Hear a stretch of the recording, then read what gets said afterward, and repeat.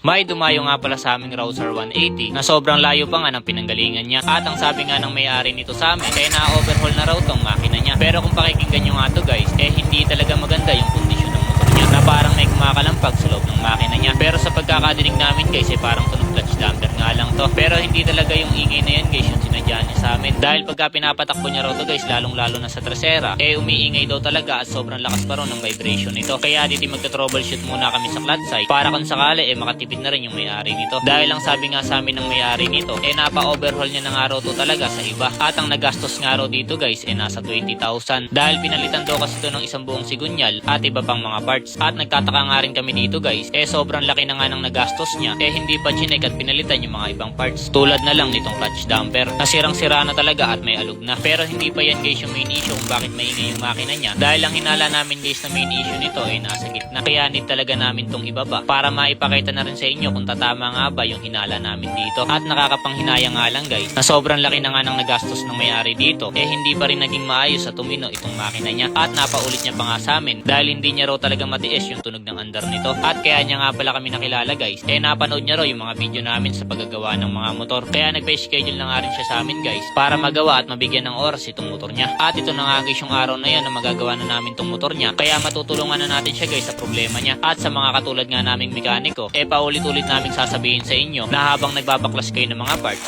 dapat tinotroubleshoot nyo na kung meron pa bang ibang damage or sira yung mga binabaklas yung makina para hindi na rin magpaulit-ulit yung mga gawain nyo. Kaya dito may ipapakita na namin sa inyo yung pinaka main issue kung bakit namin to in-overhaul, na yung tresera nito at kwarta sira na talaga at nadamay na rin guys yung segunda nito. At pasalamat nga rin kami guys na yung main drive lang yung may damage dito, at sa may counter drive naman guys all goods pa lahat. Kaya kahit papano guys makakatipid na rin yung may-ari nito. At talagang binusisi namin guys yung pag-check namin dyan sa mga transmission gear bago namin pagsamasamahin yung mga parts nito para linisan at hulaan yung pagbabalik niyan mamaya. After ilang oras nga guys, tapos na rin namin tong linisan. At tingnan nyo naman guys kung gaano kaganda yung pagkakalinis namin dyan. At nakabili na nga rin pala guys yung may-ari nito ng mga bagong parts tulad na lang nitong tresera, segunda at kwarta. At puro original parts pa nga guys yung mga binili niya. At dahil kumpleto na nga yung mga parts niya, dito i-assemble na namin to. At dito na ikabit na nga pala namin yung mga bagong gearings nito. At bago nyo nga pala isalpak yung transmission gear niyan, dapat kabisado nyo ultimo washer niyan para hindi na rin kayo magkamali at ulitin yung mga ginagawa nyo. At tips nga lang namin guys, pagka magsasalpak na kayo ng center crank nito, wag na wag nyo kakalimutan lagyan ng gasket maker yung oil catch ng sigunyal nito para maging solid talaga yung gawa nyo dito. At i-check nyo na rin yung dalawang dowel niyan bago nyo tuluyang isalpak. Saka namin ipaglalagay yung mga bolts nito at hihigpitan ng tama lang. At pagkatapos namin i-assemble yung center crank, dito sunod naman namin i-assemble itong clutch side. At i-check nyo na rin yung collar ng counter drive nito na kailangan yung share clip niyan nakalagay talaga ng maayos. Dahil ultimo washer ng clutch side guys, meron ding mga baliktaran na kailangan alam nyo bago nyo isalpak yung clutch basket nito. At sa paglalagay nga pala guys ng mga lining nito, meron kayong makikitang dalawang lining metal na dapat nasa dulot-dulo ng hub nito. Saka namin to higpitan ng sakto lang. At all goods na nga rin pala guys yung clutch damper nito. At bago nyo nga pala guys ilagay yung side gasket, siguraduhin nyo dapat malinis yung strainer niyan bago nyo isalpak yung clutch cover nito. At pagkatapos namin i-assemble yung clutch side, dito naman kami sa magneto side na dapat wag na wag nyo kakalimutan yung kunya nito bago nyo higpitan at isalpak yung cover niyan. At pagkatapos namin kumpletuhin lahat ng mga parts ng pangilalim nito, isasalpak na rin namin itong block. At meron nga rin pala guys mga tamang position yung mga ring na yan na dapat inaaral nyo din. At bago nga namin ilagay yung head gasket, pinupunasan muna namin to ng malinis sa basahan. At hindi nga rin namin to dinidikitan dahil sobrang liliit talaga ng mga oil passage niyan na once na pagka nagkaroon ng bara, posibleng masira yung head assembly nyo. At bago nyo nga pala higpitan yung mga head bolts niyan,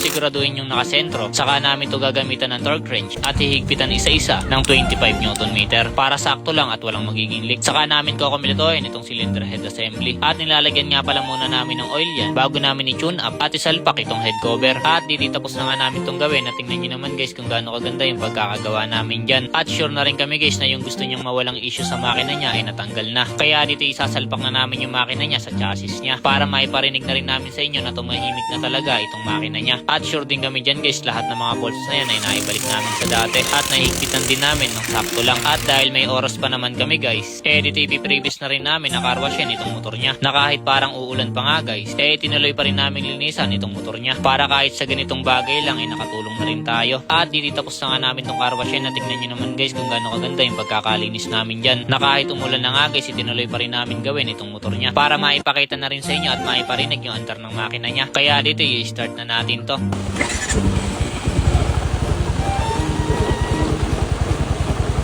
So yun na nga guys, narinig nyo naman na tumahimik na talaga itong makina niya. At sure na rin kami dyan guys na pagka tumatakbo na to wala na siyang maririnig na ingay sa makina niya. At para sa inyo naman guys, sana maraming iyong natututunan sa amin. Dahil hindi kami guys magkasawang magturo sa inyo at tumulong sa mga nangangailangan. At ang gusto lang kasi namin guys ay mabigyan kayo ng kasiyahan sa mga ginagawa naming video. Na kahit anong panahon pa yan guys ay hindi kami magsasawang magtrabaho. So yan nga lang pala guys, at kung gusto nyo yung mga ganitong klaseng video at makatulong na rin kayo sa mga tinutulungan namin, pa-like and share and pa-follow naman. Maraming salamat sa panonood.